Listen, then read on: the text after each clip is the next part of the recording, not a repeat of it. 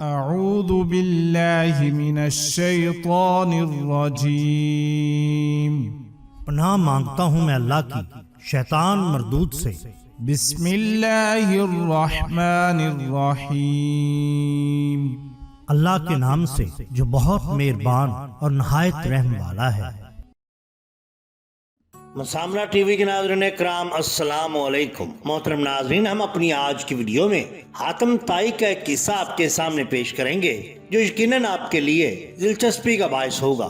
ناظرین، ایک بادشاہ نے حاتم طائی کی شہرت سنی تو اس کے دل میں حسد کے جذبات پیدا ہوئے اور اس نے سوچا کہ جب تک حاتم زندہ ہے مجھے عزت اور شہرت حاصل نہ ہوگی، میں بھلائی کے کیسے بھی کام کر لوں لوگ حاتم طائی کی ہی تعریف کریں گے۔ چنانچہ اس نے ایک چلاک اور لڑائی کے داؤ گھات جاننے والے شخص کو اس کام پر مقرر کیا کہ وہ جس طرح بھی ہو سکے حاتم کا سر کاٹ لائے۔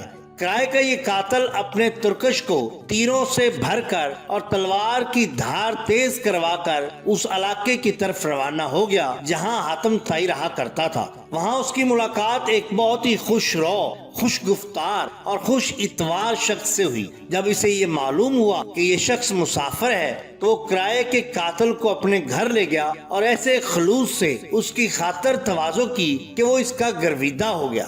دوسرے دن جب اس نے رخصت ہونا چاہا تو نیک شخص نے اصرار کیا کہ چند دن میرے پاس ہی رہیے اور مجھے خدمت کرنے کا موقع دیجیے۔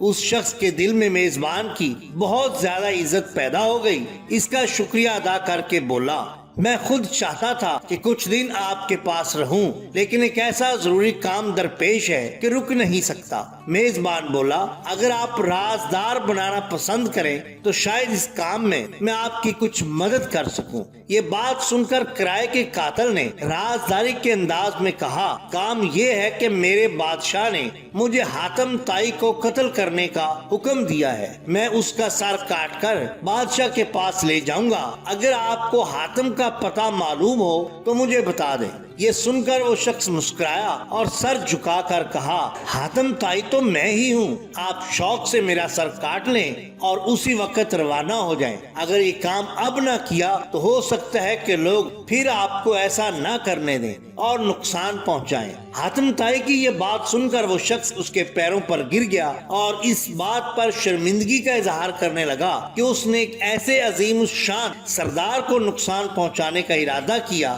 اس نے اپنی تلوار اور ترکش ایک طرف پھینک دیا اور یہ کہہ کر وہاں سے روانہ ہو گیا کہ قتل کرنا تو بڑی بات ہے، میں تو ایسے معزز سردار کے جسم پر پھول مارنا بھی گوارا نہیں کر سکتا۔